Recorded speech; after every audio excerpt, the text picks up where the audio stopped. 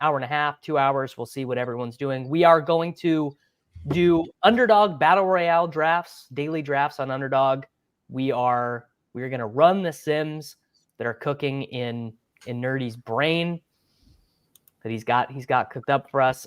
Results week 2, guys. Results week 2 were good. Results last week, they were bad. There was some IKB by me. No Juwan Jennings for me.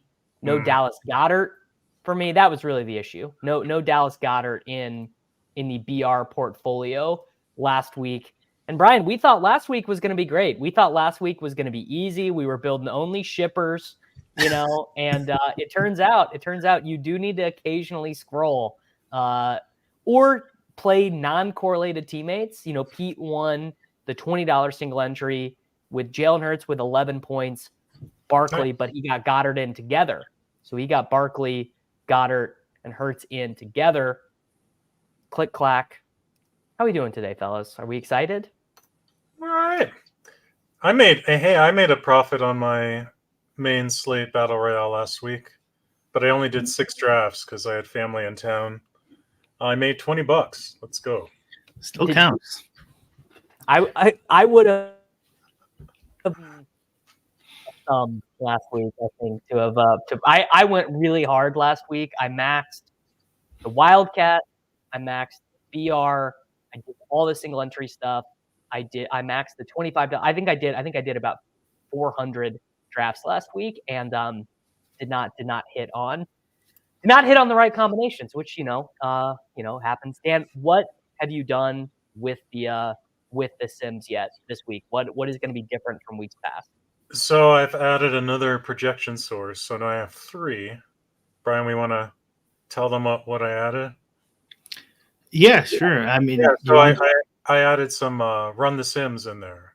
So now I've got 3 sources, and Run the Sims is one. So for today, I've got Sims blending all 3, and I've also got them with just Run the Sims. We can see what they're up to, and I've got that for the main, and I've also got it for Thursday, Sunday. Okay. Did you get to Run the Sims the play-by-play or just the projection? Play-by-play Run the Sims. Yeah. So all right. So that should be fairly interesting. Guys, if you are not subscribed to the EndGame Syndicate YouTube channel or the Brian Hooper YouTube channel, if you're watching this on the Davis Mattek channel, make sure to subscribe there. And Brian, before we even get into it, why don't you tell the people a little bit about what you guys have going on over at EndGame Syndicate? Do your salesman pitch. We got DFS best ball training videos from me, Nerdy, Utica, and Adam. Ship My Money, DFS. We also have the draft caddy over there too, and we're building stuff on the back end that you guys don't see. So hopefully in a month or two there'll be some new stuff. But for now, trading videos, we got related to this. We did a uncorrelated toy game series based on Dan's code on equilibrium strategies on how to beat uncorrelated basketball games. So people who like this might like those videos. And we're going to do more. I think correlated's next when Dan gets some time. Yeah, we might just use these two gamers and just do those and study them. I think they're perfect for it, and they're small enough. Get in there. Yeah, doing these is I think helpful too, to kind of look and see how the projections influence everything and stuff like that too. So yeah, I agree. Doing these has made me think about salary cap DFS a little bit differently, and kind of just because I'm such a Neanderthal, like I don't really know what a sim is doing. So just even trying to think about what a sim is driving at based on the game type. Not to say that my results in season long or in weekly salary cap DFS have been that good. Although I think my teams are better. I would guess that if you guys looked at some of my teams in your stuff from last year to this year, I would guess I'm playing a little bit better. But let's go ahead and hop into it. My mouse is dying. I'm just going to replace the batteries real quick. Okay, just as long as that keyboard keeps humming. That's all. As long as the keyboard keeps humming, that's obviously it's obviously a huge part. I have a couple guesses for who I think is going to be the Ramondre Stevenson of this week. Yes. We should talk about that right at the top. So I do think Deontay Johnson is a pretty early favorite to be the Ramondre, where it's like it's going to be like round 2, and it's going to be like, all right, it's time to take Deontay Johnson. And I also think I just did the DFS podcast with Jakob. I think Travis Etienne is projected much higher than the field has him. I believe right now in Battle Royales, he is the 15th running back who goes off the board. I've not used Run the Sims projections yet this week, so we will see. But those are my guesses right now. So do you want to look at the blended one first, or do you want to go just straight to Run the Sims ish? Let's do the blended. Let's do blended first, and just kind of Okay, see. so I'll tell you I'll just front load who's popping. Looks like Jordan Mason is popping a lot.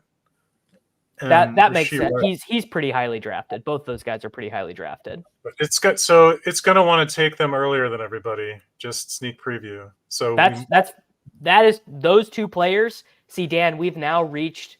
I must be inside the Sims because those are two players that I am comfortable taking. I would take Rashee Rice 101. Rice is right up there. But that's a good example where we've seen before where you might not take him and hope to get him around later, depending on what people are doing. But you've been in the streets more than I have.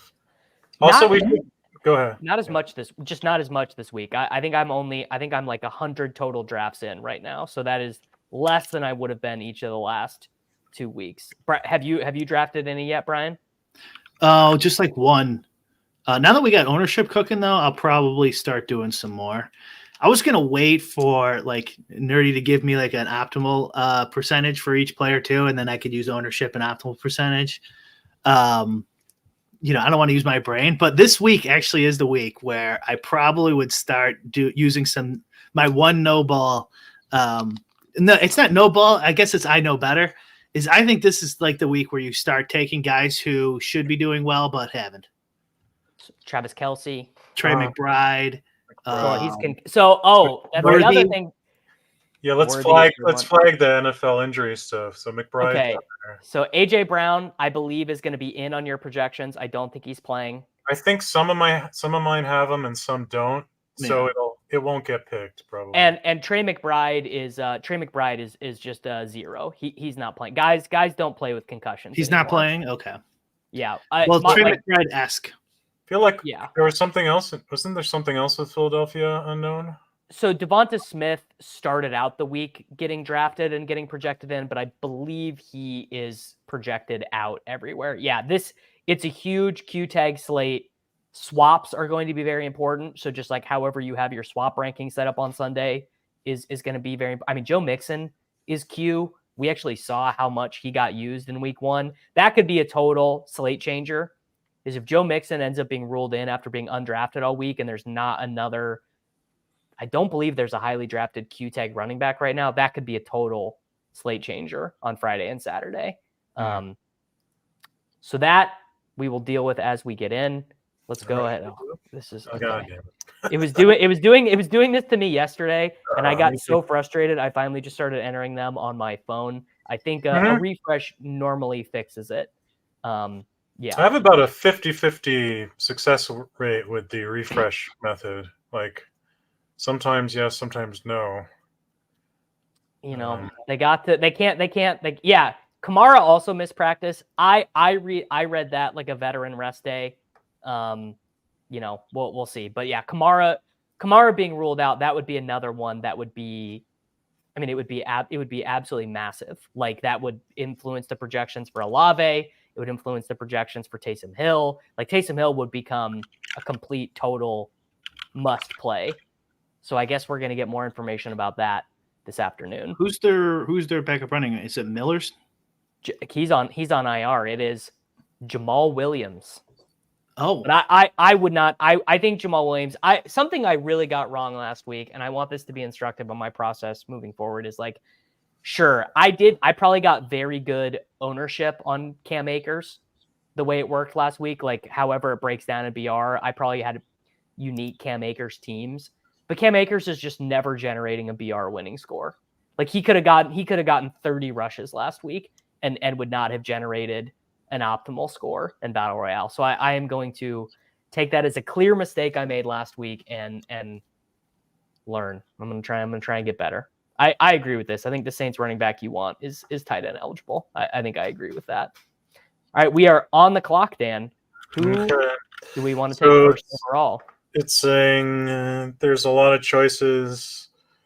Williams, Mason, Rice, Bijan, all rating out Brees Hall, all rating out pretty similarly. So it doesn't like Barkley. Let me look again. It's close. It likes him a little bit less. I'm going to do Barkley just because you only get that many 101s, and yep. I like Barkley personally, but I will not do that every time. If we get the 101 again, I won't do that every time. So interestingly, when I've played with this, it does not, from an EV perspective, it has not been real happy with having the first pick. That completely makes sense to me this week because the available picks at the 2-3 turn, 12, like 11, 12, 13, 14, there's a pretty big drop off in my opinion. And if it's uncertain at the 101, which I think it's okay to be uncertain at the 101, I think you could make an argument for Jefferson. I think you could make an argument for Kamara, Rashee Rice, Jordan Mason, Kyren Williams. Like I think you can. So if that's the case, if you can make an argument that way, then I think that is telling you the first pick is bad. Also, I wonder, I don't know how you exactly built this. I'm wondering if your stuff is weighing in not wanting Saquon Barkley with his teammates, Jalen Hurts and Dallas Goedert, who are selections around 12 and 13. Would your stuff be weighing that? It should. So different projection sources I handle are more or less sophisticated about those kinds of correlations. So I would imagine something like Run the Sims is going to be a little smarter about that than some of the other sources I use where I have to sort of hack it together myself. Okay. But yes, in theory, it should all be factored in there. It's just a question of how accurately. For sure. Okay. Justin Jefferson goes 2, Brees goes 3, Bijan goes 4, Kamara, Chase, Nico, Kyren. Yep. All these running backs dropping, which for what it's worth, my code agrees with that right now. Okay. All right. Well, I hope that we were able to select Rashee Rice. I don't think we're going to be able to. Mason is a very good click here as well. So we're gonna have back-to-back picks here on the turn after KRJ 122 picks. I want to go over some buy low picks still. Okay. Throw some names at you. Okay. I don't even know if they're on the slate or injured or whatever. But what about Amon-Ra St. Brown? See, you think he's a buy low? Not on the slate, but definitely a good pick in my opinion. How about Drake London? Not as much for me. Okay, we are up. Pick. Again, it's got a lot that are really close. Jonathan Taylor, Goddard is up there. Najee Harris, Brandon Ayuk. There you go. There's Najee. Najee is the Ramondre. ATN. Well, not yet. We gotta let it draft a few drafts before you. It doesn't hate taking Jaden Daniels here either. Okay, that is almost kind of my preferred angle. So we took Goddard. Okay, let me see what it says. So we have those two together, which I think this week is fine. I think specifically those 2 weeks, these two together is fine. Okay.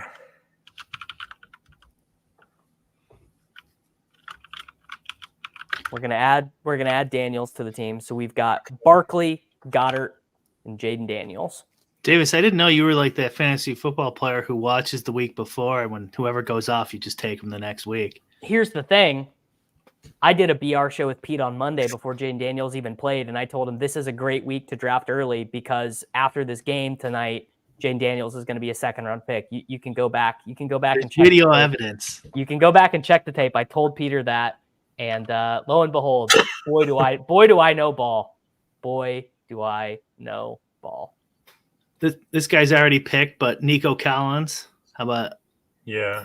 I guess he's not that low if he's going in the. He's not really a buy low guy. He just didn't score a touchdown last week. I said he was going to be quarterback 4. I'm wrong. He's quarterback 3. He's quarterback 3. So I'm How about Brandon Ayuk? Yeah, Yeah. I think my stuff likes him. Let me dump my current extremely rough ADPs here. Just when you're reading these out, I can look at them. Yeah. So Brandon Ayuk is one of those ones that loves. The projections are going to love him, and the projections have George Kittle out right now. I think George Kittle is probably going to play, but that shouldn't materially impact really how we treat him in this, because his ADP is low enough that he's a 5th, 6th round pick. Yeah, my stuff is taking him really early, like 14th or something. Which that's a good example of one where, like, if you think you know something, like assuming my stuff is right, maybe you just keep that in your back pocket for a round 4 or round 5. To be honest, there he goes in round 4. So that's what I was going to say is, honestly, I think the opportunity, like after like 10 picks in BR, I think opportunity cost is like very low of just like starting to scroll and taking whoever you want. I think almost no chance McBride plays. Guys, the modern NFL guys just very rarely play the next Sunday after going in concussion protocol. I can really not think of very many times it's happened in like the last 5 years. All right, we are up. Jalen Hurts goes. I was going to be interested to see if it wanted me to take Jalen Hurts, and then Stephon Diggs goes. Okay, now it's saying Etienne Jr., Deontay Johnson. There you go. Brian Robinson Jr., Garrett Wilson. It likes Deontay Johnson a little bit better than the other ones I just listed, but it's close. Yeah. I prefer Deontay Johnson from that list. I don't love. Take him. Let's see what it says when I restart after that pick. I don't love Brian Robinson Jr. with Jaden Daniels, but I don't hate it. Yeah, it's not that high up. It likes Jonathan. Here's the order. Jonathan Taylor's at the top of it at the moment. Jonathan Taylor. Well, Jonathan Taylor is a pretty good buy. That's a buy low pick for you, Brian. He had a good week, didn't he? Didn't he have a good one? He's not projected very well this week. No, I mean by low, I mean like they had a high ADP in best ball going into the season, and they haven't performed up to that. Well, Kelsey has got to be the best version of that. Worthy Kelsey. Yeah. So, yeah, just flagging the comment above Crutch's one there. Like, if you take a running back in the first 2 rounds, then the later receivers are very comparable to each other. You see this dynamic a lot. We saw this a lot looking at our toy games, where there's usually a point at which the differences in player values really flatten out. And that's precisely where you should be mixing things up the most from a theoretical perspective, because it costs you the least to do so, right? So yeah, that makes sense. Although Davis doesn't have it, I don't know if you put the latest version, Davis. I did. It's there. I don't see it. Oh, yeah, okay. Got it. I see it. It's there. I thought that was total. I promise you, beyond promising, that Dan's model is not selecting last week's scores. You could say it is an imperfect model. You could say you would not want to draft the teams that it wants to draft. It's not selecting last week's scores. It most certainly is highly imperfect.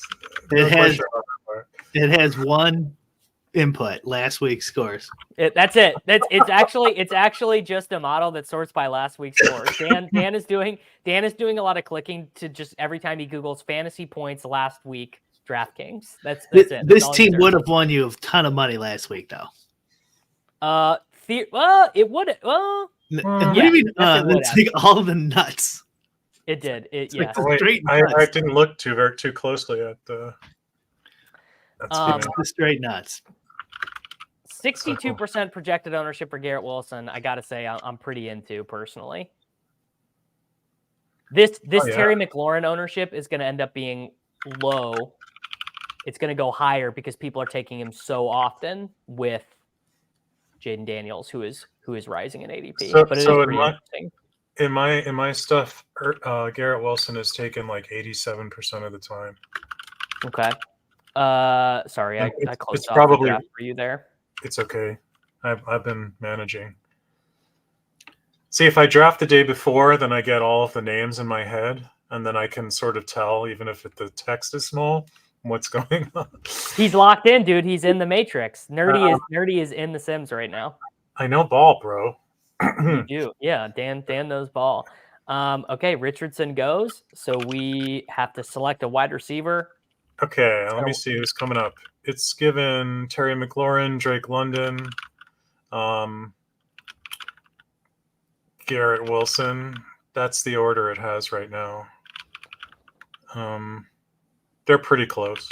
I think I'll totally take McLaurin, but like they're really I only want to like pennies. I only want to have I'll do McLaurin. I like literally because I agree with this. I think McLaurin and Daniels is like far and away the most overrepresented pairing. I think it'll end up being one of the most owned, if not the most owned pairings of the whole. Why don't we look at the ownership? Why don't you go to rankings and just go over the ownership really quick? Okay. What display? Yeah.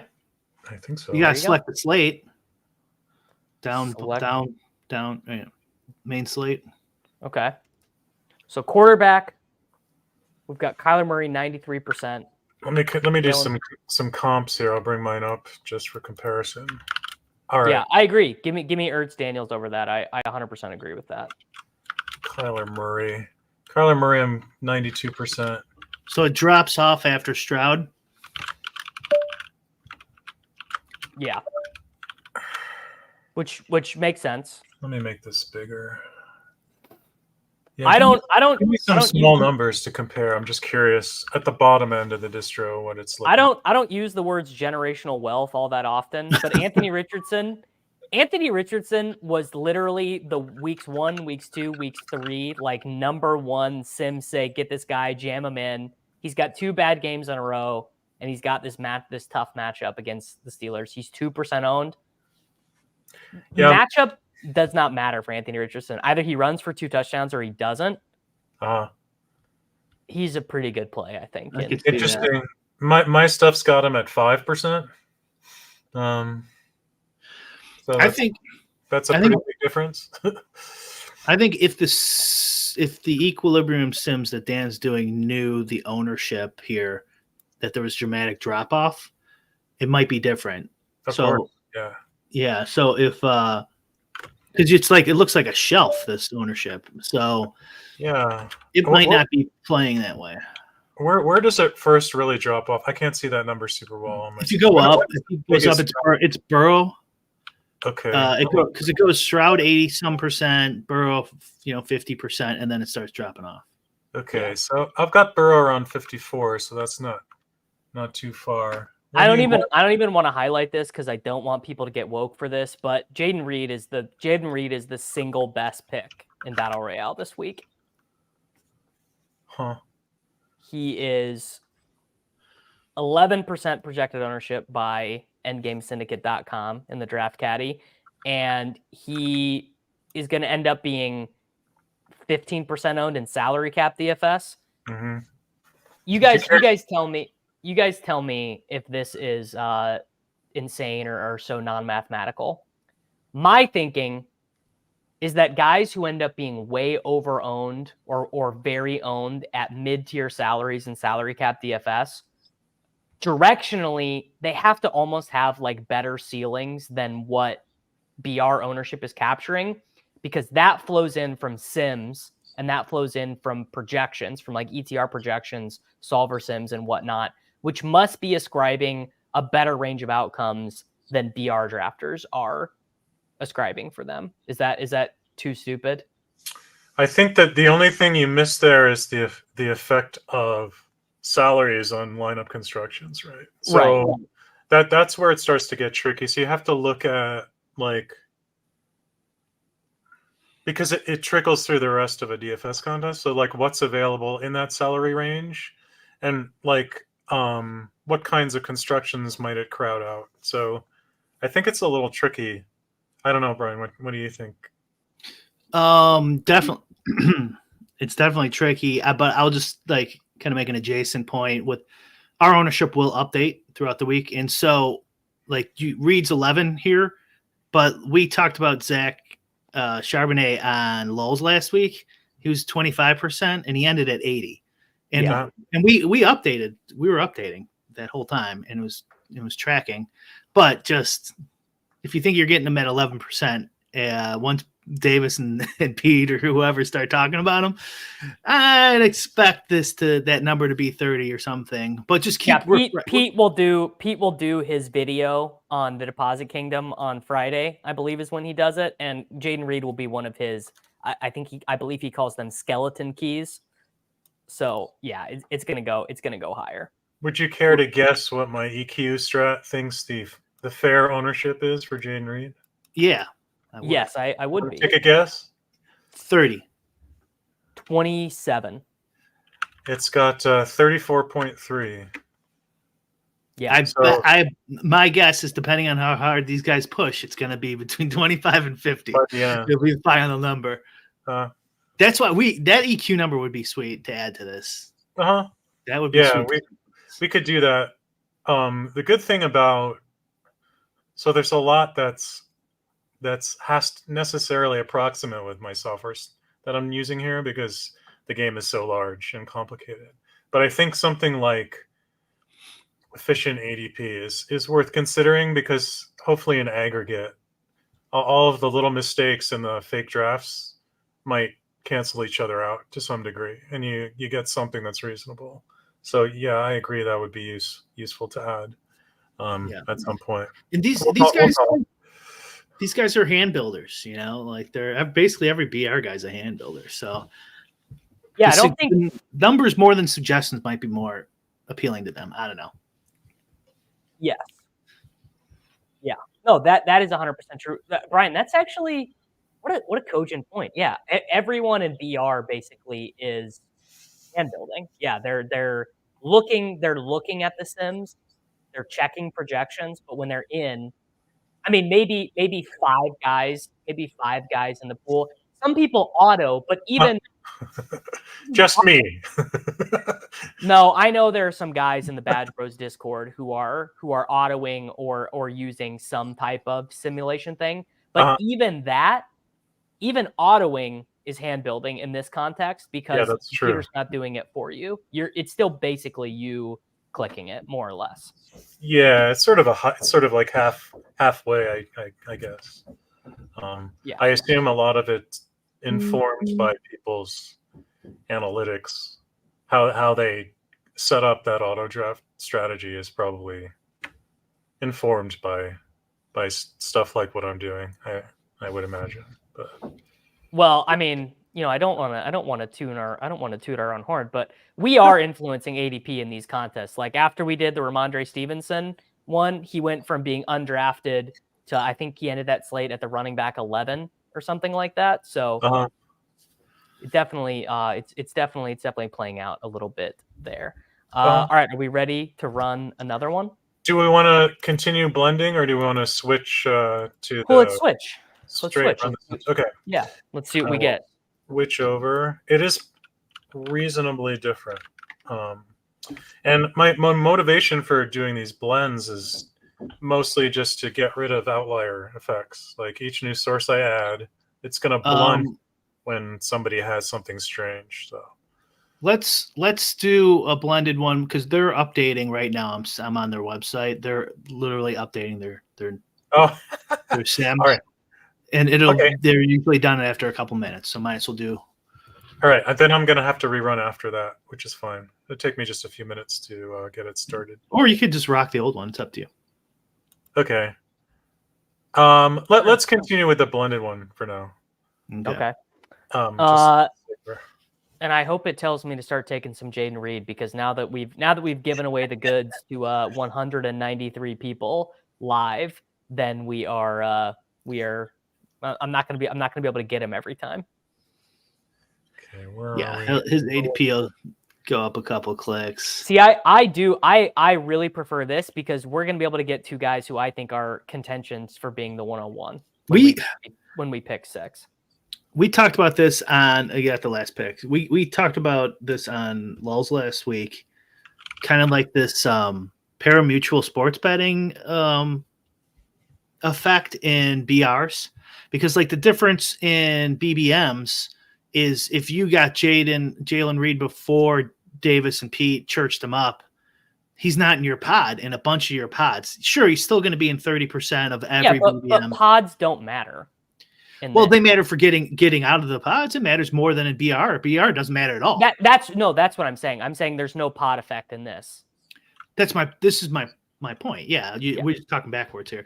Yeah, so like in like there's a lot of benefit, but there's this pari-mutuel effect like horse betting in BRs where, yeah, sure, there's no Reed getting drafted in your Monday, Tuesday, Wednesday drafts, but he's still going to be in 30%. You're still playing against 30% lineups no matter what.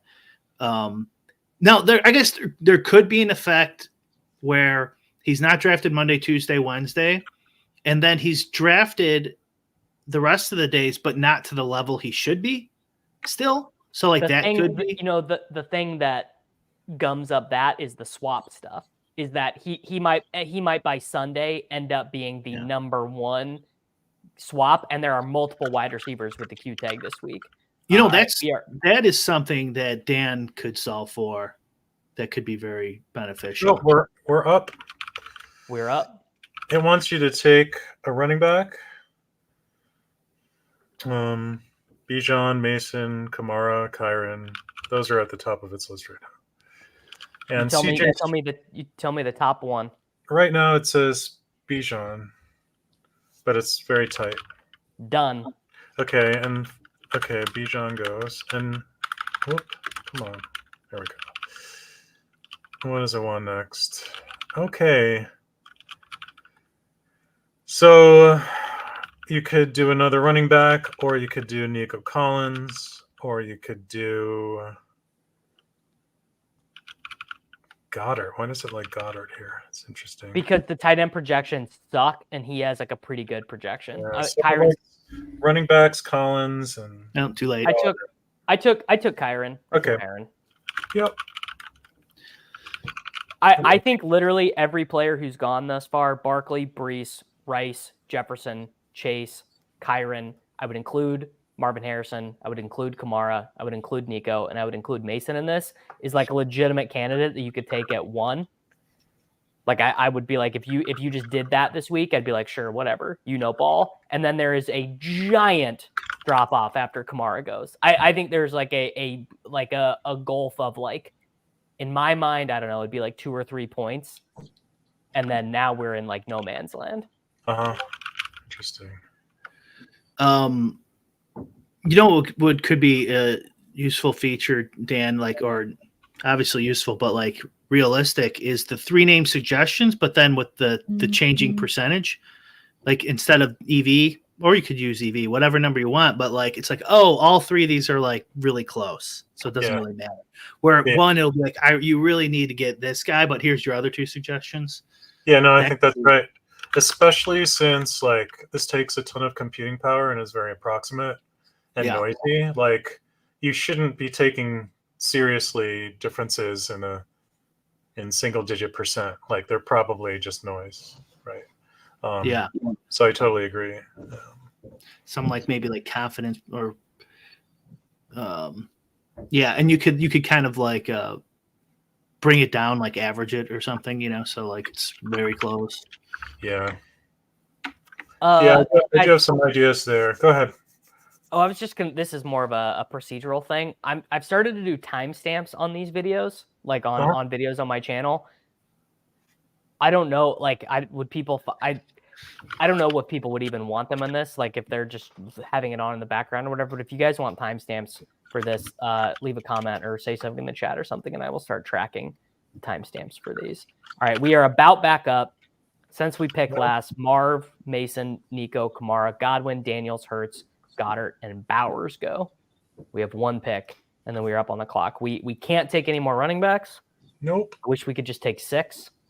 I love Okay, Kelsey goes. It's All a right. bit annoying.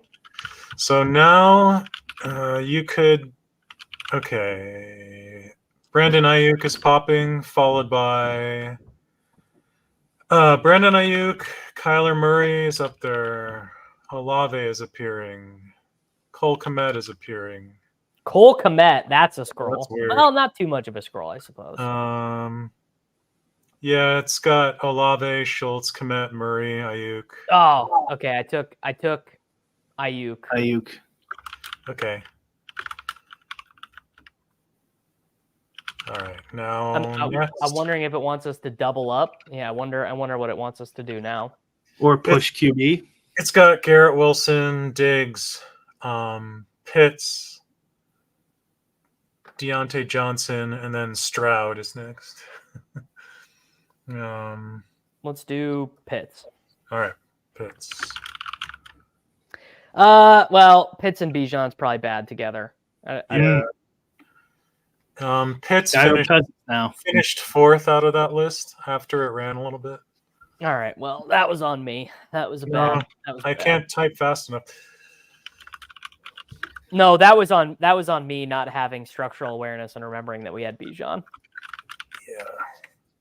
I actually probably on this one would have done Stroud because I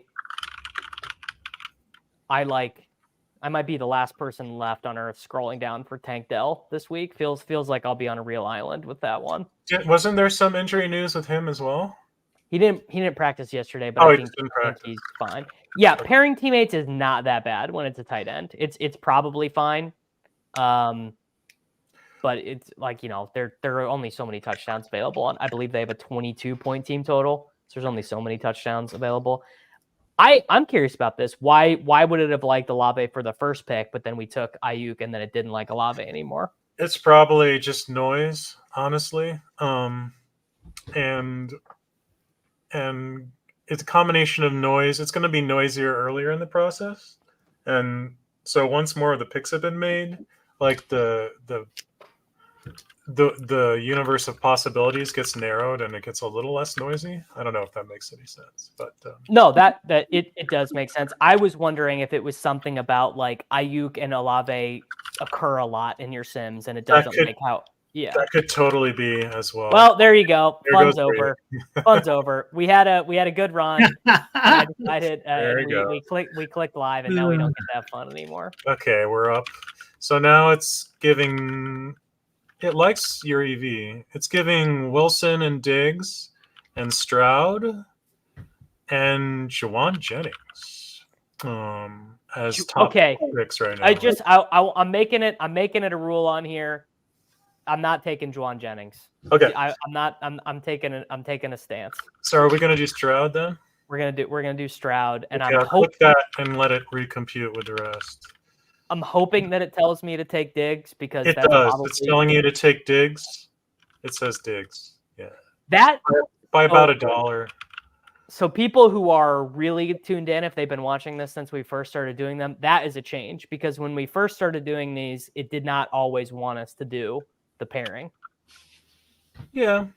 Well, and we haven't done enough of these to really get a good sample, honestly. But yeah, it wants Diggs by a good here. Okay.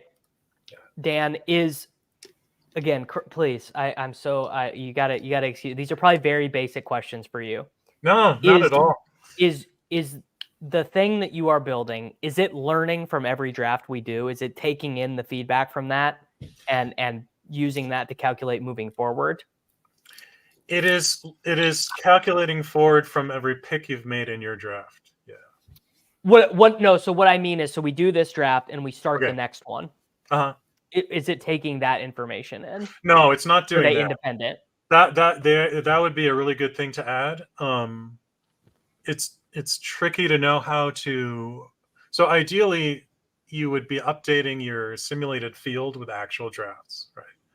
Right. So the simplest thing is to just, throw one in. Like you do one draft, you throw that one in.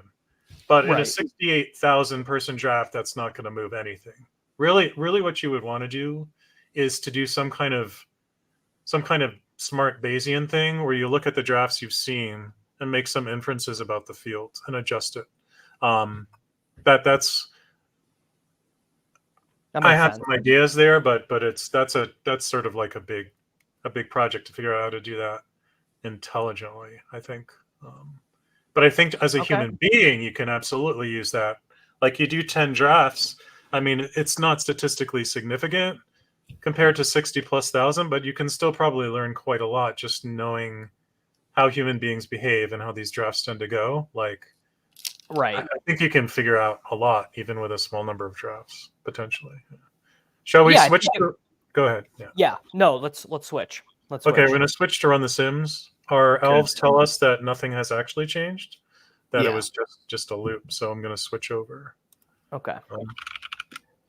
So, Davis, the question you just asked him, like, so you have, like, let's say you do 10 drafts, you have 10 real drafts, and people are like, oh, wow, okay, now I have, because this is the difference between a contest sim and an equilibrium sim, where the contest sim's trying to guess what your opponents are doing, like, exactly. Like, they have these 10 lineups, and how is the best play against these 10 lineups, where equilibrium sim is saying, if my opponent's played optimally, Right. how should I play to lose the least or whatever.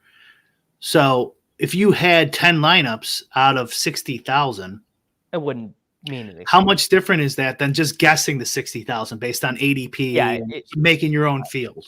Yeah. It's probably not that much. Well, so what I'm wondering is, and again, this shows how little I know. The thing I'm wondering is there a difference in, well, and you're saying no, is the difference between a simmed lineup versus knowing what the real actual behavior is as Dan is inputting the picks, like how, and there wouldn't even be a way to balance that out between the two things, the difference between the simmed lineups and what opponents are actually doing in an equilibrium sim.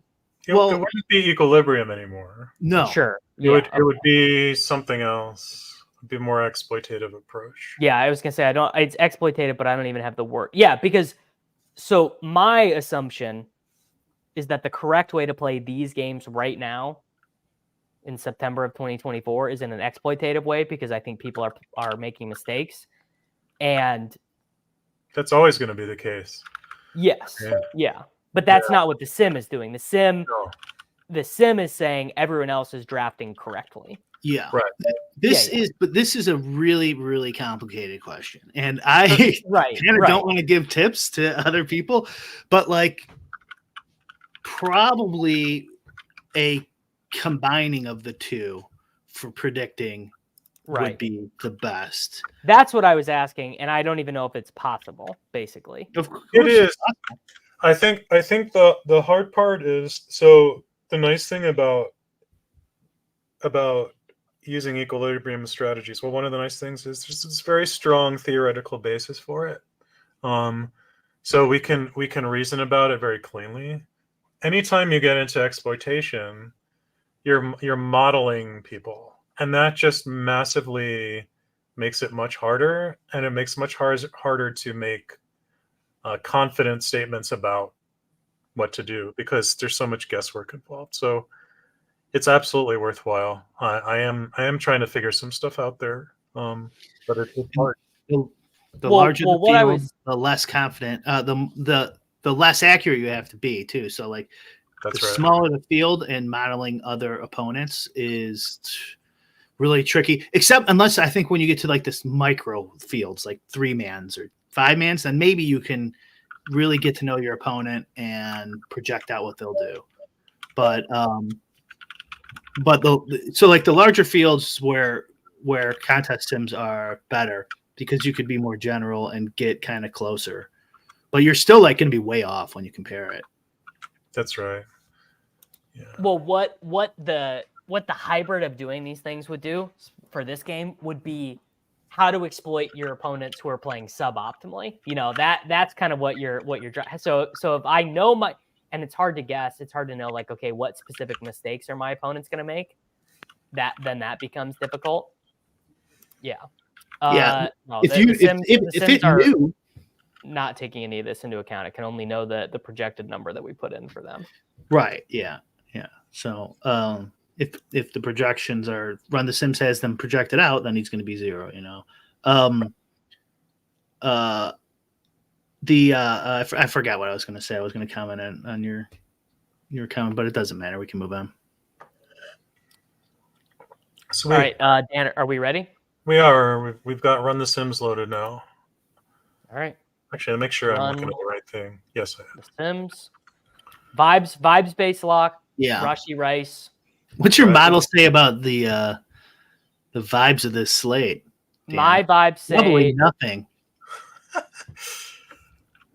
How dare you? You think my model can't account for the vibes? I will say I find this slate mentally, like, I just think this is harder. Like, I've had really strong conviction takes each of the first 3 weeks. Like, oh, I just scroll down for this guy every time. I scroll down for this guy every time. I feel less confident in that, mostly because my backup every week we've done this has been, oh, well, if I just don't know what to do, I take Stroud and then I take one of Diggs or Dell. And I don't know if I feel as good about that. And also, you can't get Diggs every time now. So it used to be you could get Diggs every time. So it'd just be like, well, whatever. I'll take round 5, I'll take Stroud, Diggs. And you can't do Diggs every time. And I feel good about Dell, but I don't want to show up on Sunday with 40% of him, I think. So relatively speaking, I'm a little in the wilderness compared to how we've been the last couple weeks. Mm-hmm. Yeah, B-Rob was my first take of the week, but he's a little bit more expensive now. So Brees goes first. Okay. Some buy low names after the It's giving Rashi Rice, Saquon Barkley, Bijan Robinson, Justin Jefferson in 4th, tied with Nico Collins. I think we're just going to take Rashi Rice, brother. Yeah, sure. Done. I wonder what it will do with Mahomes and with Kelsey now. Me too. Curious. Same. Yeah, Rashi is probably my my number one stand of the week. There's my vibe space take. My vibe space take is Rashi Rice. My Sims seem to agree.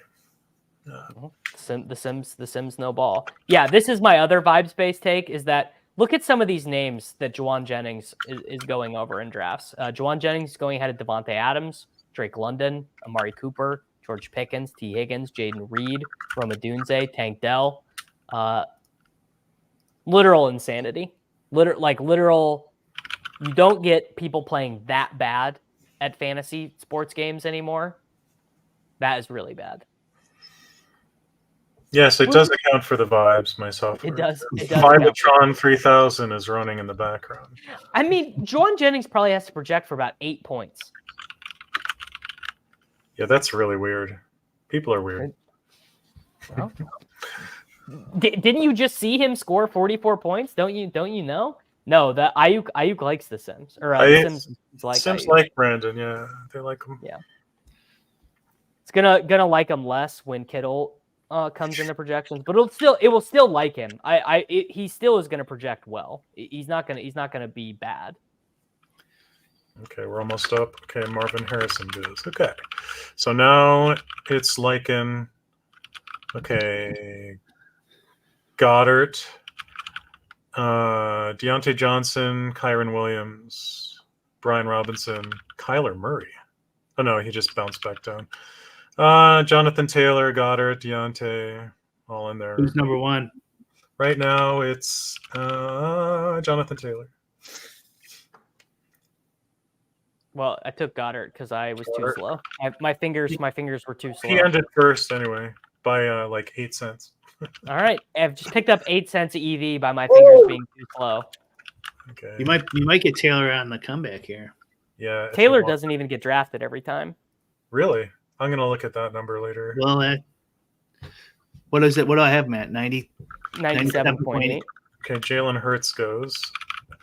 So There could be statistical. yeah, it could be nice. It's saying Deontay Johnson, Brandon Ayuk, Jaden Reed.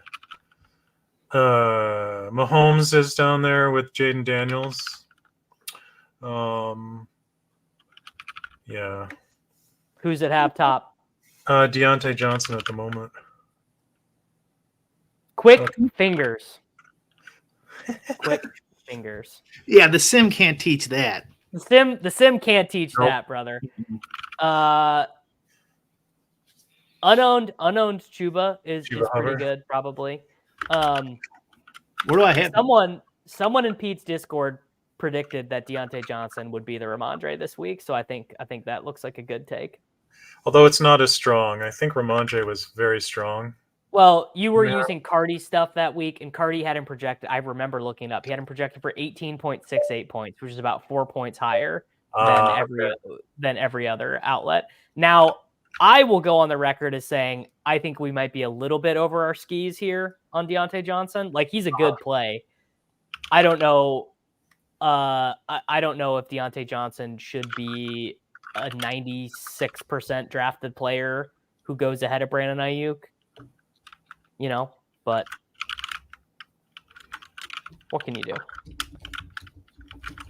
It's true. The Sims literally only work if you have quick fingers. This whole exercise, if Dan was not so good at typing, this whole exercise would go to zero. It's true.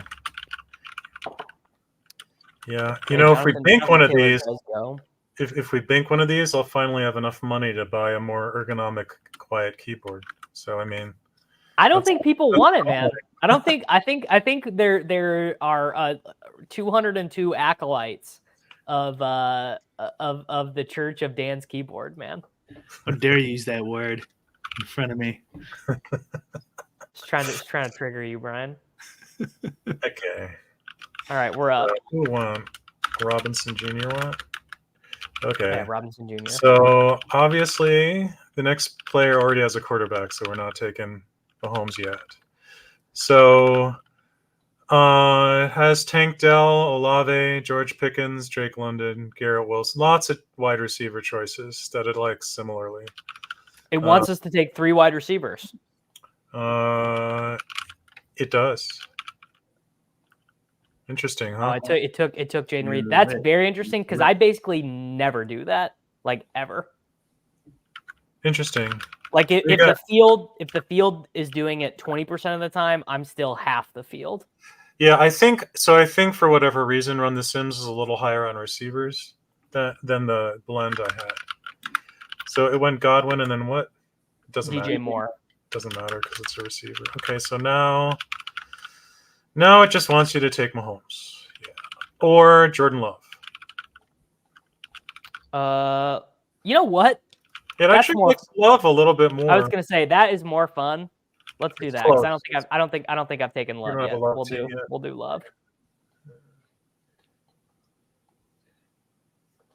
Big question here. How does one go about creating one of these Sims? I was thinking about this the other day, and I was like, Davis, you're getting in the Sims, you're using all these programming. You would be so lost if someone sat you down at a computer with a pot of coffee and a Red Bull and a pack of nicotine gum and said, you have 24 hours, create a DFS contest sim. I literally don't think I could do it. I truly think 24 hours and the world's greatest computer and nicotine and caffeine, I still don't think I could do it. Well, what I'm working on now took a long time to get. Like, it's not just like, could you sit down from zero and make it? Like, there's all the things I tried that didn't work. So, I mean, I'm saying, Dan, I don't even know what actual applications and programs on my computer I would need to get started. I'm saying you're thinking about building it from what you know. I'm saying Sure. I'm literally sitting here being like, I don't know what program to download on my computer to get there. Yeah. Well, I feel lost too, just in a different way. I just did a video on R for noobs on our site. So Yes. I did see that in our joint StreamYard, and I was like, maybe I should watch that. So if you're very beginner, you might want to watch that just to get, because you got to start somewhere. First there's really two problems. First, let's do the pick. Yeah. Oh, are we up? Yeah, we're up in one pick. So whatever running back Dan wants. Right. Yeah, my experience of asking ChatGPT is not 100% accurate, so I don't even know if it would get me. Yeah, but if you're a beginner, that's still not going to help you. Exactly. Okay. Who is it like? It's giving me Travis Etienne, Aaron Jones, J.K. Dobbins so far. Dobbins winning. Etienne winning. Etienne winning. Dobbins winning. It's mixing. Zach Moss made an appearance. There's a bunch of choices. I was waiting for permission to take Zach Moss. So there we go. Look at that. The ownership difference. It's crazy. It's not. I can't see the number. What was it? 4.4. For Zach Moss? It's not right though. Oh, that's insane. Yeah, it's too low. Let me see what do you think it should be? So Equilibrium 33. Equilibrium says 28 for Zach Moss. Yeah. Interesting. That feels right. That feels both directionally accurate and like what the field is doing roughly. Wow. How much did it think that that team was worth? According to Run the Sims, you got $7.86 out of that one. Dude, $7 at a time? $7.48. Sorry, excuse me. $7.50 at a time, bro. Yeah, you put what? Pretty 5 good. in? Easy. Yeah, we're getting $2.50. Just like book it, straight into the pocket. Do you want to do one more of these, or do you want to switch to Thursday, Sunday, or are the Thursday, Sunday games good? Like, are these going to be games I want to watch? Well, that's a fair question. What's the what? I was going to say I don't remember what the Monday game is. Okay, it's Cowboys, Giants, and then Bills, Ravens. All right, we'll do one of these. The thing is, so we could definitely do this because it's good. It's good instruction and everything. I don't love doing these because I am not going to max them. Sure. Like I just don't. It's like I got enough time, or I have enough time to max one or the other thing, but not both. And I like the mains more. Sure. But this is honestly, these are better exercises for the Sims. It's less things for it to juggle. That's right. Yeah. So I'm running the blend for this one. Okay. It's also very suited for an equilibrium strategy. There's a lot of strategy. Exactly. Yeah. So I'm just going to give some meta here that I discovered when I played these last night. So what I found with my stuff was the software was trying very hard. No, excuse me. The players I played against were trying really hard to avoid getting stuck with Daniels. Excuse me, avoiding getting stuck with Daniel Jones. Daniel Jones. And as a result, I got a lot of Daniel Jones teams that I really liked because it thought people are giving up too much draft capital to avoid getting stuck with the last quarterback pick. So predict that's going to happen a lot. This is like crazy. Zach Lowe got laid off by ESPN. All right, CeeDee Lamb. It's gonna be Neighbors. Yeah. For this one. So after this draft, we can get one of these under our belt, and then we can look at the curves for the different players, because in these games, looking at the projection drop-offs and where they are is really important to figuring out what you're supposed to do. There goes Derrick Henry.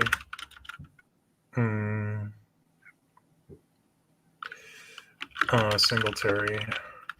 Yeah. So far, this draft is going pretty conventionally. Pretty conventional. Well, I mean, we got 4 red badges in here Yeah, on a 4 Thursday badges. afternoon. So now it's saying you could do Shakir, you could do Lamar, you could do. I think it likes Lamar a little bit better here. Just take Lamar now. But it's close. I don't know. It's going to be some kind of mix. I'm incredibly curious to see how it handles tight end. It's going to change it up a fair bit. I think is the answer. So it's gonna switch it up. There goes Josh Allen. You're very happy to see that. You're right. Yeah. Because that's one less pick you have to fight over. Khalil goes. Now it's gonna give you. It's giving you Wan'Dale Robinson at the moment. It's also giving you Jake Ferguson. Those are very close right now. Like they're just oscillating between them, basically. So, no ball moment.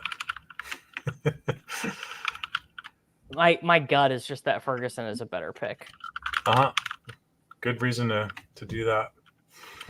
Just makes intuitive sense that he and Kincaid are kind of the only tight ends who can score a lot of points on this slate that has Mark Andrews and Isaiah Likely. So I guess maybe my gut is wrong. So this dynamic where Dak Prescott went on the 3-4 turn is something I've been seeing in most drafts that start this way. And it really, according to my software, it rebounds to the benefit of the third player who now can take quarterback last and just load up on everything else, right? Yeah. So he got, if you believe the sim and the projections, right? Which is a big if. So Daniel Jones could definitely score 22 points. Like that, it's definitely very real. Okay, we've got the pick. It's saying Bateman here, which makes sense. Saying Bateman, you could also do Dowdle here if you want. Yeah, and Dowdle's winning right this second. Cooks, it thinks is okay. It actually likes Dowdle the best right now. That was my instinct as well. Fucking Bateman on these prime times.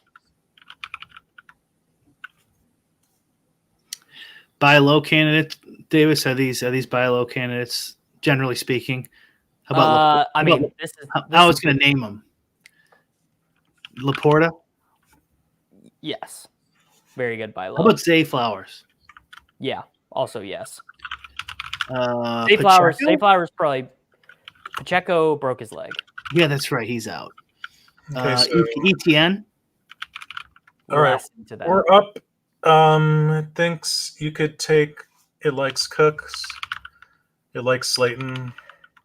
It likes Bateman. It likes Cook the most at the moment. Yeah. Well, the sim doesn't know ball because Keon Coleman is the best pick, but we will take Brandon Cooks. ETN, I'm less in on as a buy low, Brian. I think there's like structural reasons in that offense to just think they all suck. Well, there's kind of those are good examples of guys who aren't buy low, like Rashad White, right?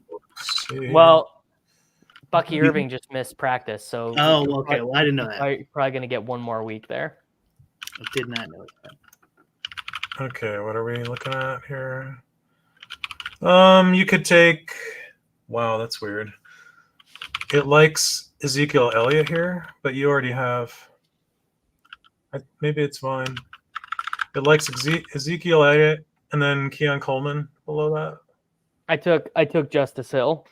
Okay. Just out of sheer panic. Probably wasn't even a good pick. So it's interesting that it doesn't dislike taking both of the running backs. The Dallas running backs, yeah. Yeah, so I don't know how seriously to take that. I think in a very large multi-game slate, that would be very suspicious. But perhaps in a 2-gamer, it matters a lot less. Well, a two gamer where they're 6-point favorites, like the Sims are saying the run rate for the team is going to be pretty high because they're favorites, all that stuff. Right. Yeah. So. Cool. All right. You want to? We can do another one of those. Sure. They're pretty fun. They go very quickly. They do. Is Zach Lowe getting hired for Endgame Syndicate? He's going to build the basketball sim. If he wants.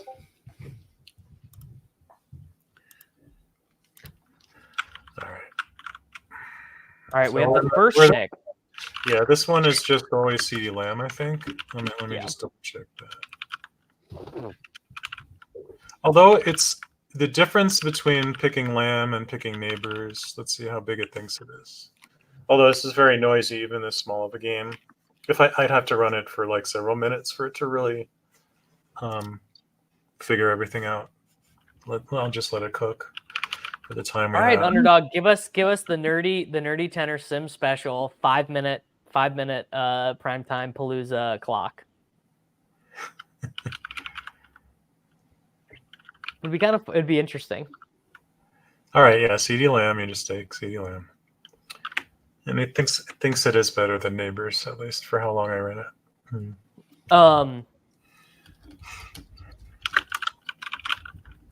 Do you think, given how long the time is between picks, that you could ever build something like this for Best Ball Mania? Or is there just way too much going on? It's so hard. You have to handle the playoffs, and you have to project every game in the season, right? I'm in no position to do that. And then you have to count for things like injury risk over the course of the season. So it's saying Kincaid or Lamar. It's probably going to ask that you take both, I'm guessing. We'll do Lamar. Okay, Lamar is taken. And now let's see what it says next.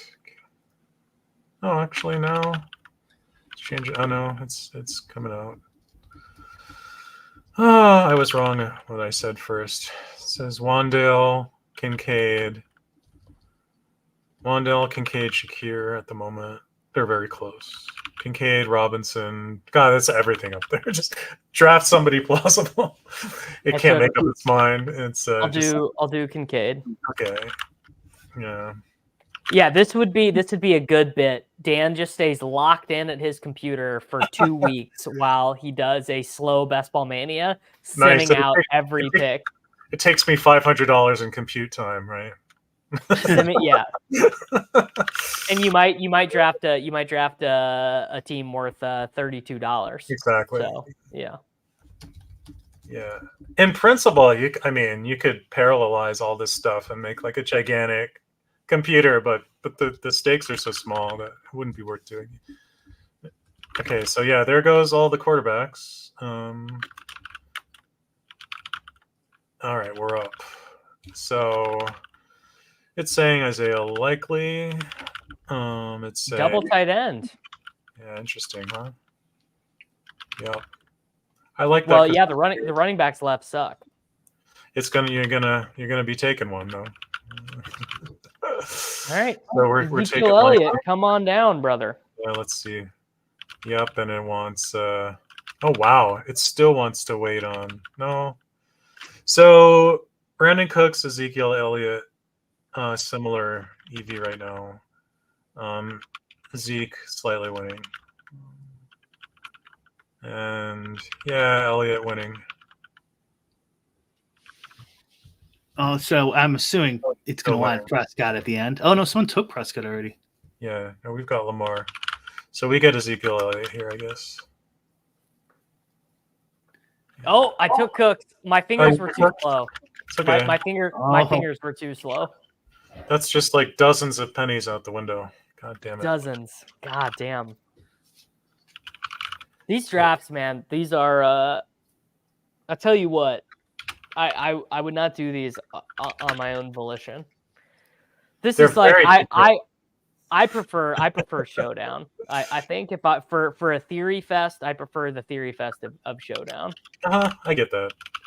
It's such a radically different game. I mean, Yeah. it's so different. I actually, this is the kind of stuff I like to do. I mean, Right. Yeah. I was like, because this is just all like the player takes, like, toss it all out the window. Just stick it in the computer and take Brandon Cooks when you want to take Keon Coleman. now we have to take Justice Hill, I guess. Yep. So I think your first draft, it thought you were winning a little, and this one, it thought you were losing a little, and they were about the same. All right.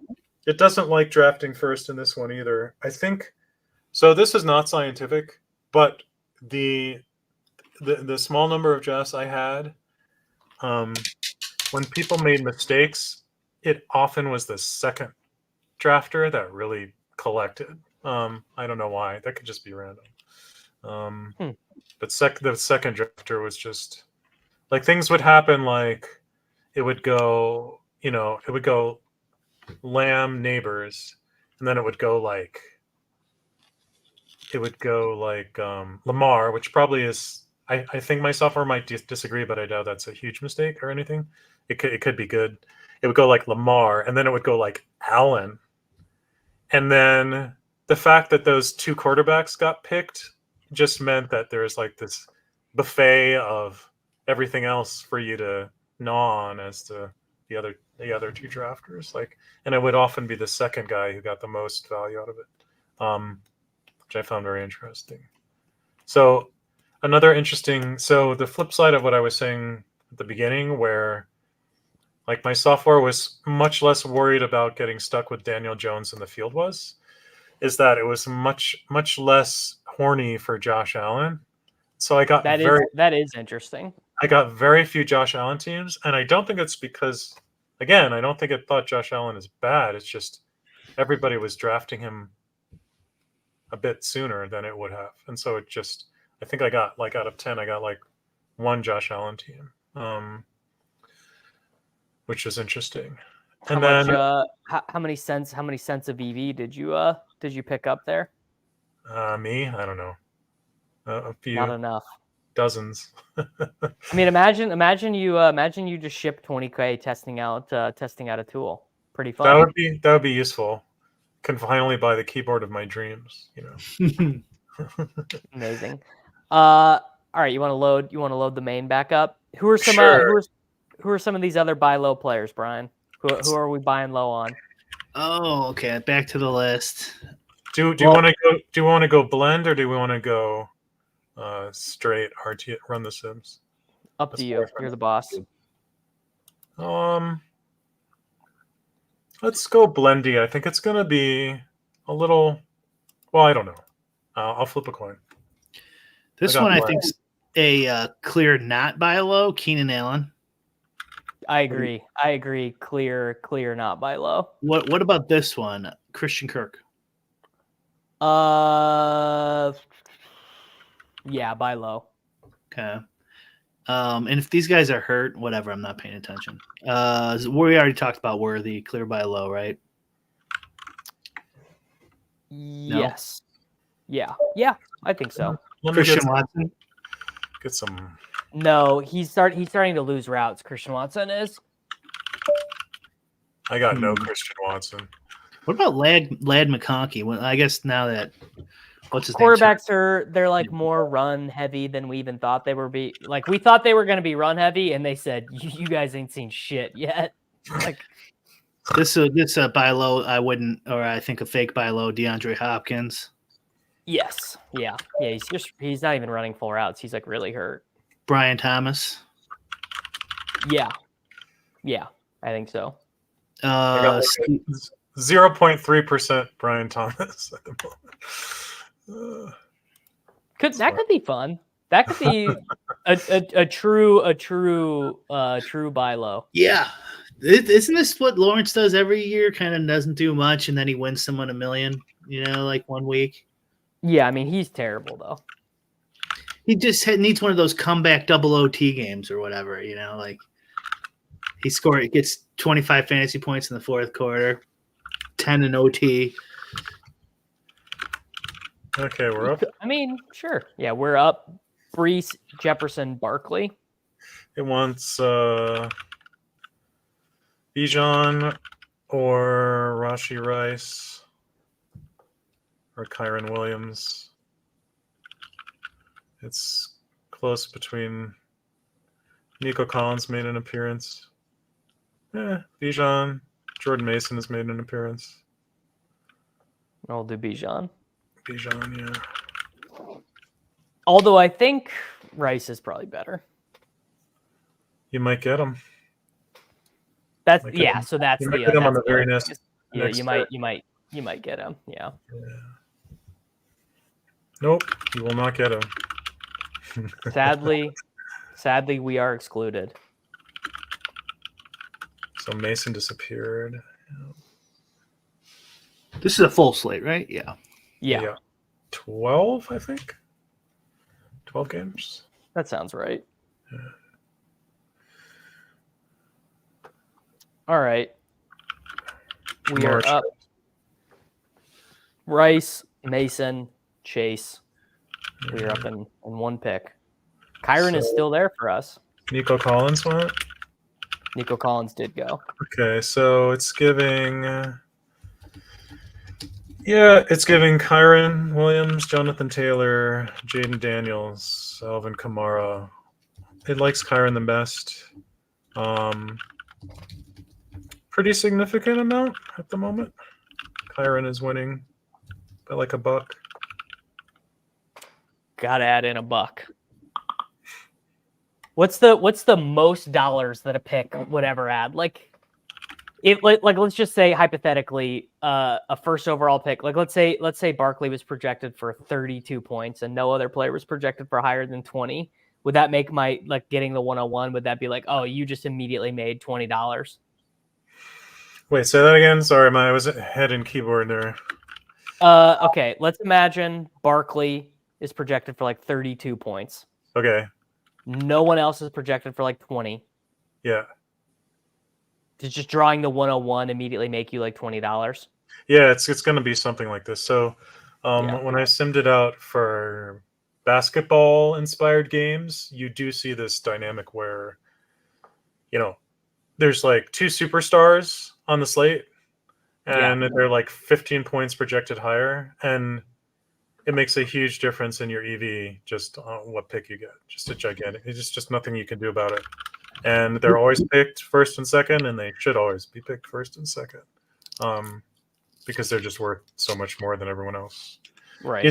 I have seen that much less in football, obviously. There's so many more options, and very few of them are just wildly better than anyone else. Wildly better, right? Yeah. We see it in the two-gamer. The two-gamers, you'll see, or maybe there's only 2 good tight ends. So yeah, I mentioned in the 2-gamer it might even be more money. If you get the 1.1 since you're playing against 4 people. We talk a lot about this in our videos on Endgame, by the way, if anyone wants to get more deep into that type of stuff. Yep. Harrison, Connor, Kamara. Connor before Kamara. That's weird. Ayuk, Godwin. This guy's going to take Kyler Murray. I think the one of the main reasons that effect also happens is in DFS, there's no cap on how many people can take them. Right. In snake drafts, there is, because only one person per draft can take them. So Jonathan Taylor goes. So Goddard is, I bet. Who is likes Goddard and Stroud. Stroud, huh? Stroud over Murray. Yep. All right, who's winning? They're very close. They're very close, Goddard and Stroud right now. We'll go Goddard. Okay. I was about to change it, and I didn't. Okay, we got it. Kelsey goes. This is also a dynamic you like to see where sometimes if the penalty for acting first on a position is mitigated by the fact that you incentivize others to start taking them. Right. So and there is a drop off at tight end this week. Like, so let's imagine Kittle doesn't play. So let's imagine this is a real Q tag and he doesn't go, and McBride doesn't go. There's a pretty big drop off in projection from Pitts, and honestly, even from Bowers to Pitts, and then from Pitts to Kmet. Right. So you taking Goddard and then 2 tight ends being taken right after is a best case scenario, because now they can only, well, there goes Stroud, and here goes somebody else.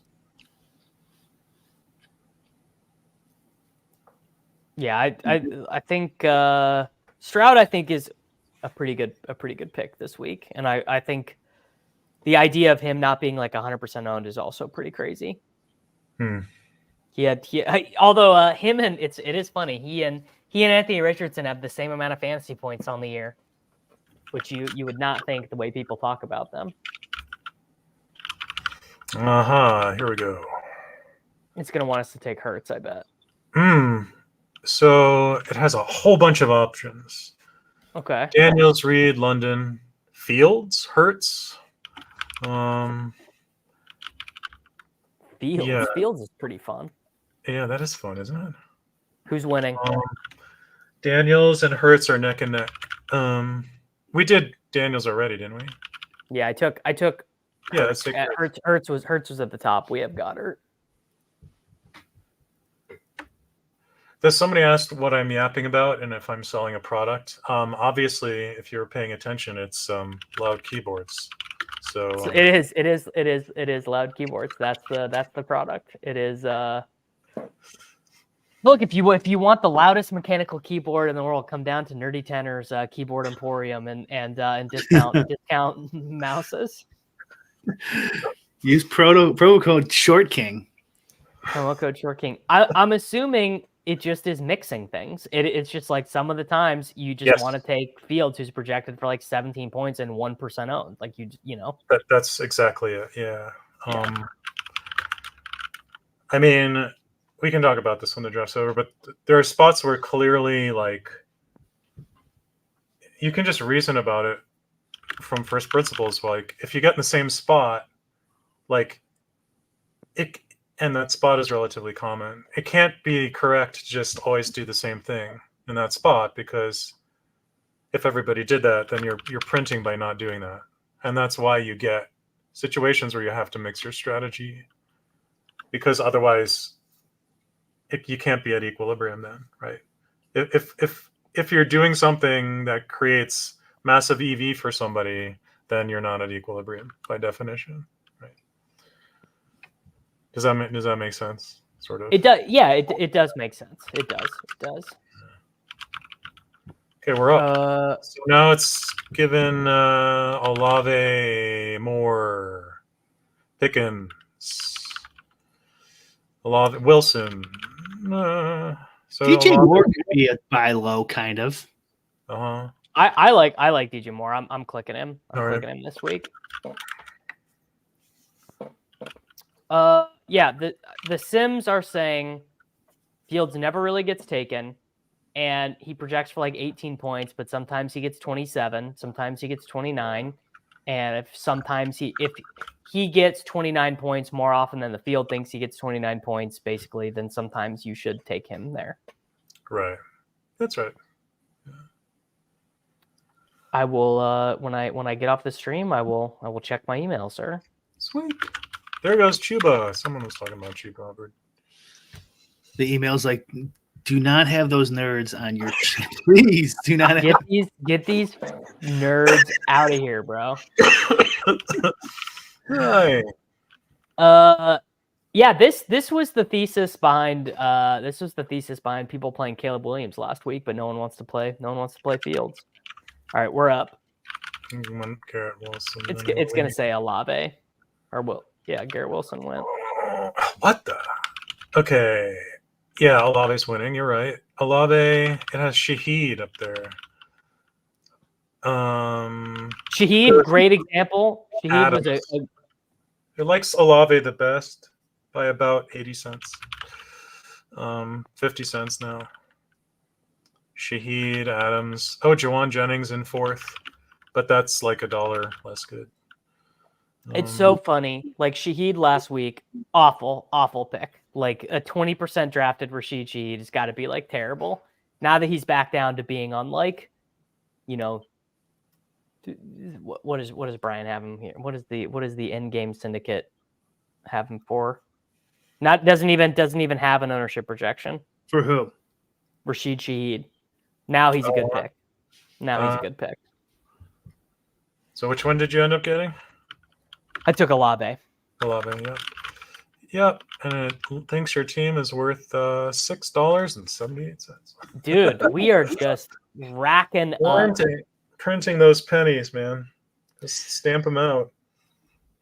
Does she have a name thing? Maybe? No, right? No.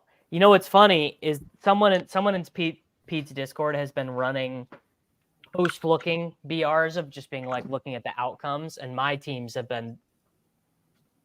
look terrible and whatever. Well, I don't even know what this guy did, but he's like, I have like no top 5th percentile range of outcome teams anywhere.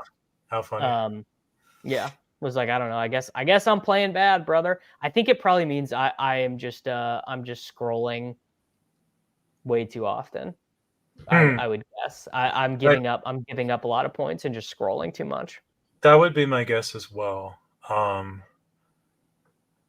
So we talked about this before. This is just you're just inspiring discussion about something we talked about before, where there's this effect where, like, especially in correlated sports, where you have a lot of things to consider. You've got projection, and you've got the correlation, and you've got, you know, the rareness of your combinations and your scroll downs and whatnot. So like the further away you get from, let's say the average team is projected for 95 points. Let's just say that, or 80 points or whatever, 80 points average. So if you chart like your projected points through the draft, and like maybe you do one draft and you're just right on target and you hit that number exactly, right? If you make some picks that get you under that number, the software is going to say the next picks you make should be more highly projected. Should be the really highly owned, but really, if you take a detour for Justin Fields, you better take Olave with your next pick, or then you've really owned yourself. You're really dead. It's almost like there's this center of gravity back up, but it doesn't often work in the opposite direction. So, like, we've talked about this too. If the field that you're drafting in hands you equity, you got to take it. You take it because you're going to be high projected, and your team is also going to be weird. It's going to be lower owned. So right. So you don't get the same incentive to go toward the middle. It's more that, like, when you sacrifice projection early, you're incentivized to recover it later. Seems to be the pattern, which makes intuitive sense to me. I was going to say, yeah, that makes sense to me. And I mean, this is honestly probably more of my thing that I do is I just play very exploitatively. And so instead of like a good player might take Jayden Reed 10% of the time, and I'm like, fuck that. If I think Jayden Reed is the man, I want Jayden Reed on 30% of my teams, you know, like that's just how I want to play. Yep. A DFS player might not understand what Dan was just getting at too, because if Jamar Chase falls to Davis here, we're saying you just gobble that EV because first of all, you get the projected points, but also you're unique in that that rarely or never happens. So even though they're both 100% owned, you're still different, even though you're taking chalk. Where in DFS, Barkley and Chase are going to be combined owned, whatever percentage it is, and that's just the way it is. Right. Yeah. By the way, friends watching this, the DFS video with Jakob just came out. If you guys want to give it a click or a like, sweet, that would be. Hey, Davis, do you know how to? Oh shit! I'm on the clock and not paying attention. I'm behind. No, I'm not. I'm not. Let me see that. Oh no, you're good. No, he's got time. He's got time. Okay. The tab was still showing I was on the clock from the first pick. Do you have raids set up on your YouTube channel?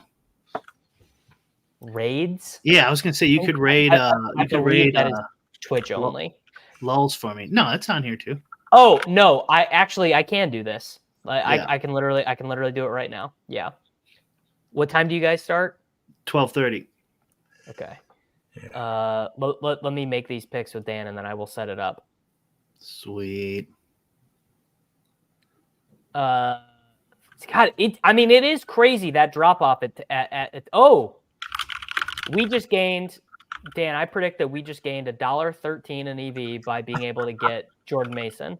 Jordan Mason is popping. Why don't you grab him? Yeah, go ahead and take him. So I'll start solving. So this is a big difference between how things work out in actuality versus how things are simmed. Because guess what? The Sims do not know that Juwan Jennings is going to score 44 points. The Sims think Juwan Jennings is going to score between 6.4 and 14.3 points based on how the computer literally does not know that Juwan Jennings is capable of that performance. So now we got another pick to do real quick.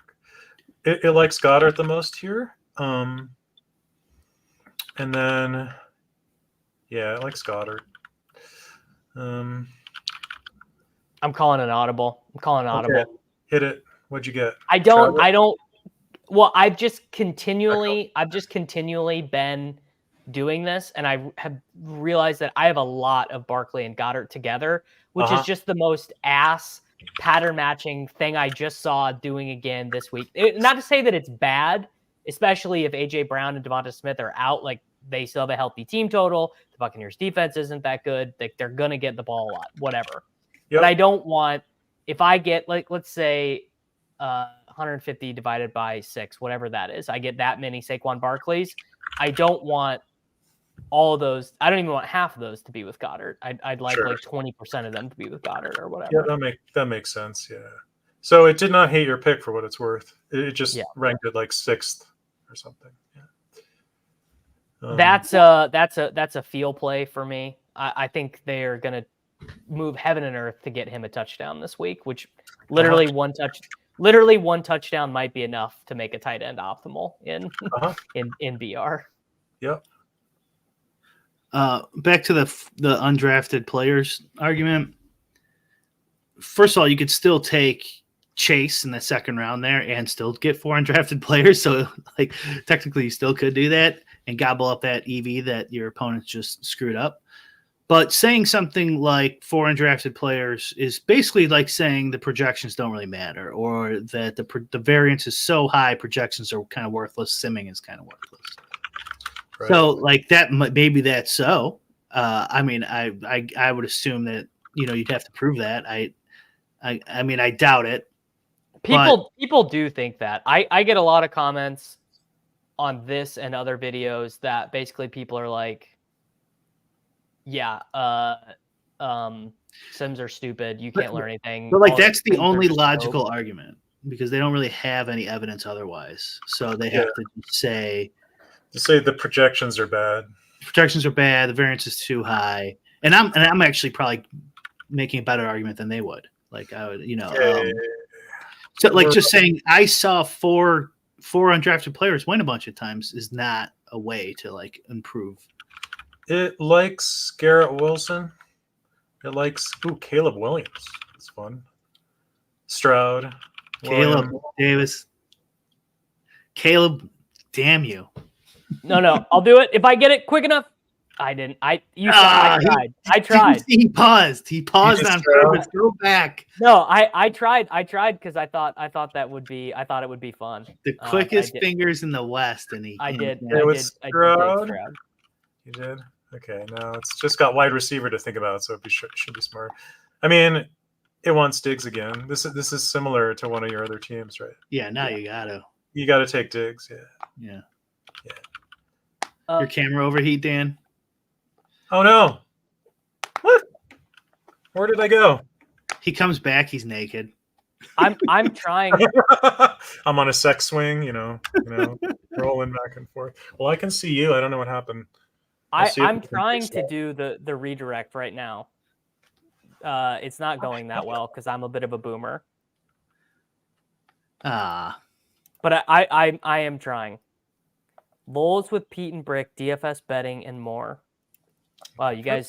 I have to ask Peter to do it. I can't do it yet. Next week, when we do this next week, Brian, I will be able to.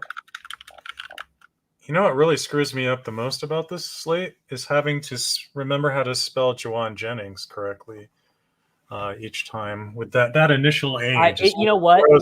It gets me every time too. It gets me absolutely every time. What? It's like Juwan Jennings, player not found. Juwan Jennings, still not found. Like, wait, what?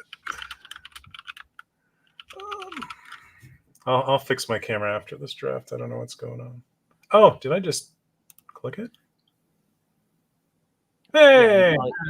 There you go. I fat fingered the stop camera button. You know, this is a good point. People play Juwan Jennings was 14% owned in salary cap DFS, so they're he definitely probably should have been picked more than he was. I'm gonna predict. Well, actually, I don't even have to predict. I know exactly who the Sims are gonna like. It's gonna Garrett Wilson and Chris Olave. But I'm gonna throw the Sims a curveball, and I'm gonna tell it. What does it think if we take Jaden Reed at this pick? How many cents is it gonna give me? I'll let you know. Didn't Reed go in the third after we mentioned him earlier? Yeah, well, that's what we do. All right, give it time. I'm letting it cook. Matt, let homie cook. Okay, who are you thinking about taking? Oh wow! Oh no, it likes Garrett Wilson. It likes Tank Dell if you want to double up, but Garrett Wilson is up top right now. I think it sounds like he's not going to play. Tank Dell. Then let's take him. It likes Garrett Wilson the most. Who do you want to take? I want to take Jaden Reed. I took Jaden Reed, so tell me how many cents I just gave up. Okay. Garrett, well, the difference between Wilson and Reed was about $1, thanks. Whoa, that seems so. I wouldn't take that number very seriously. I think Davis, you have a puppy to take care of. You can't be making these rash decisions. I'm gonna let it run. I'm gonna let that last pick run now while we talk, and we'll see if it balances itself out a little bit. Yeah, I'm gonna look, man. I'm gonna make that money up in the $7.33 in ads I get for running these videos. Wow! Somebody called me out. I don't have this keyboard's not actually connected to anything. I'm just pure audio. It's disconnected from. You got a player list of names. Jalen Reed. It really likes. Chris. Turns out Dan just really knows ball. That's it. Who do you like, Davis? Oh yeah, it likes him too. Okay. Dan's a complete fraud. That'd be great. NerdyTenor is some small little Asian guy living in Canada. He just doesn't know you totally co-opted his personality. Completely co-opted. Yeah, that's so funny. So I want to look at the projection average difference between these two in my blend. So Jaden Reed, what does it have? 12.6, and then Garrett Wilson has 14.6. Those numbers are not. Those are just relative numbers. They're not exactly fantasy points. I don't want to bore you with the details, but that's a difference. Does it know that Garrett Wilson drools and Jaden Reed rules? Did you write that? Did you write that part into the code? I'll add that for next week. It knows vibes, but it doesn't know that. Yeah. Okay. It's been cooking for a bit. So at the end, it said Garrett Wilson, $5.87, and then Jaden Reed, $4.68. So I just paid the rake. I just paid the rake for my opponents. All right, let's do one more, and then we can get out of here. And Brian can hop and do lulz. I tried to do the redirect. The redirect did not work. It won't work. You have to enable it, I think. Pete has to enable it, and I don't know. I don't know what he's doing right now, and I don't want to bother him. I'll bother him. We got the 4. I think he already has enabled. It's not enabled for me though. The thing is it does know about Aaron Jones's revenge game because he is projected for a shit ton of points. Yeah. We just have been taking early running backs, so we haven't had a running back. The one time we didn't take an early running back, it gave us Aaron Jones. Hmm. And I'm assuming it's calculating for that, like value over replacement at a position. Like, oh, there are a lot more wide receiver points available, so we should take wide receivers late type thing. Absolutely, yeah. Yeah, that's the one thing I think it should be good at, I would imagine. I already updated it. Try it now, Davis. Okay. That'd be a fun model to make one day. We don't have the time, Dan, but we could just put in all the narrative thing. So revenge game, birthday, just put bonuses in there, and then have a narrative sim. I mean, if you're not trying to, I thought if you were trying to do the thing to make money, you do the thing that graded people's BBM teams, but you don't like money enough. Oh shit, we're started. Yeah, we're up. It's fine. You could just put in Justin Jefferson for our pick. Very good. Yeah, let's get a JJ team. See what it does. Okay. Customization, redirect. Wow. There we go. The redirect is added in, brother. How about that? Sweet. So when this is done, you guys are just going to be able to go right over to LOLs. Do you co-stream that on your channels too, or is that just on No, Pete's? Not anymore. I did for a while. We were trying to get everyone on one thing. Yeah. I've been wondering if I should do that with ADP chasing on my channel. It's probably not worth it. Where do you normally stream it? On Kip chasing? No, I would do it once in a while. I would probably do it once in a while. Oh. All right. So now suggesting like San Francisco. I mean, Ayuk or Mason at this point. Let's see. This is Nico Collins also appearing. Very close. Mason, Kamara, Collins, Ayuk right now. Let's do Mason. Okay. I am a paid associate of EndGameSyndicate.com, so that's how much Brian is paying me. And I'm happy to do it. I'm happy. People have been making jokes about my sidebar at the bottom. It's gonna be like I'm gonna be like a NASCAR driver. I'm like, dude, we just gotta fill the whole thing up. I gotta add in some more partnerships.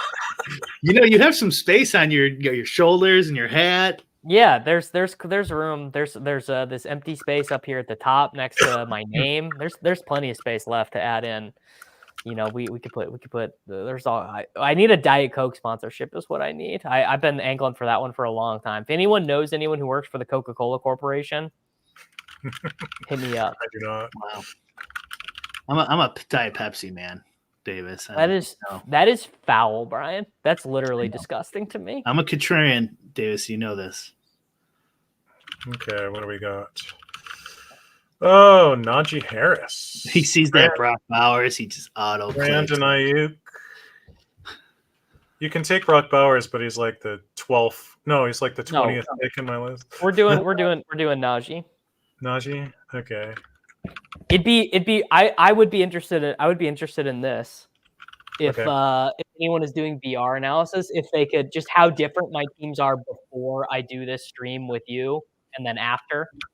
So like I do all my teams. I've done 100 teams or whatever before, and then I do these and I start thinking about it differently. And also the projections come out about now, and I wonder how different my teams are. This is literally insane, dude. Diet Pepsi is fucking gross. Brian, this seems is like a smart guy. My stepmother is addicted to it. It's he's got Socrates in his name. Okay, it's giving Jaden Daniels, Drake London, CJ Stroud, Kyle Pitts, Garrett Wilson. Let's do Daniels. I don't think we've taken him yet because I want to see what it does with McLaurin.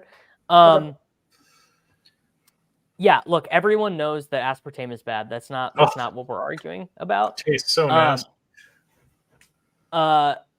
This is also insane. Like this is also, guys. Diet Coke is so much better than Diet Pepsi. I can't drink any of these. Like even if you said, look, you get to turn into a mutant, I still wouldn't freaking drink it. Like it tastes too bad. Not worth it. Whatever the mainstream thing is, Davis is going to believe it and want it. That's what I was about to say. Is Brian, you being a Diet Pepsi over Diet Coke guy is more offensive to me than any of your bullshit political takes ever. Like that, like honestly, that is the thing where I most been like, dude, I cannot agree with what you just said. Okay. Does it want McLaurin? That's going to be what we find out. I think there's a good chance, yes. I think odds are good, but we'll see in a second. Somebody could take them, right? I guess. No one. If you know what? Actually, unstacked McLaurin might be such a dog shit pick that it's actually a good pick because literally no one's doing it. Nobody does it. Yeah. Interesting. Like McLaurin without Kyler or without Daniels has to actually like be a good pick because it's so bad. That's so funny. Pepsi Zero, I have tried. It's better than Diet Pepsi. You know what's really good is Barks Root Beer Zero. Ooh. It's the best root beer. Diet root beer. And they just rebranded it. It's literally just Diet Barks, but it wasn't selling as well, so they changed it to zero sugar, and now it's selling. Wow, it's so funny. It is not. Wow. It's fun. It's saying take tight end now. It's saying Hunter Henry. I'm gonna take Henry. McLaurin is ranked third now, so it's got a couple tight ends, and then it's got Terry next. I'm gonna take Kittle, so it leaves me a swap. Okay. Gotcha. Chad says Diet Pepsi is a litmus test of whether someone has genuine opinions or is just reflexively contrarian. Zero chance someone with taste buds enjoys that. I agree. Chad is on the ball. That's literally just Brian wanting to be a. But his conclusion's wrong. It is a litmus test for your conclusions wrong.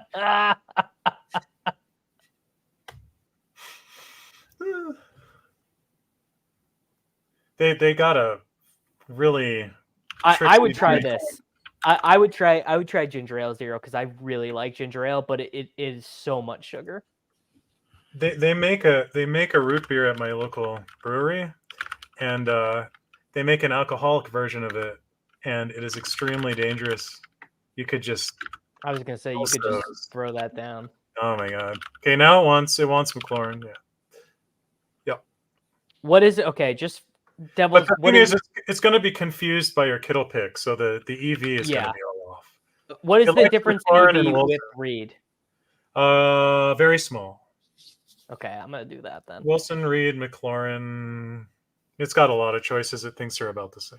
It hates your team, but that's because it doesn't understand what you did. Yeah, it thinks Kittle's projected for 0 points. Or very low, yeah.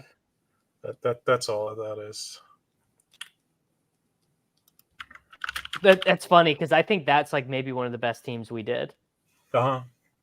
Like really good. I think Najee's going to end up being more owned than the computer thinks right now, but not crazy. Mason, I think, is a total smash. Daniels, I think, is a total smash. Jefferson and Reid are obviously smashes. And then Kittle is either going to play and be under-owned or not going to play and be Cole Kmet or someone who I want. Cool. All right. There we go. Guys, we did it. Brian, anything in particular you want to send people at Endgame this week? No, I don't think so. Well, I said the latest videos that are for beginners. Someone seemed like they might be interested in that in chat. Ownership.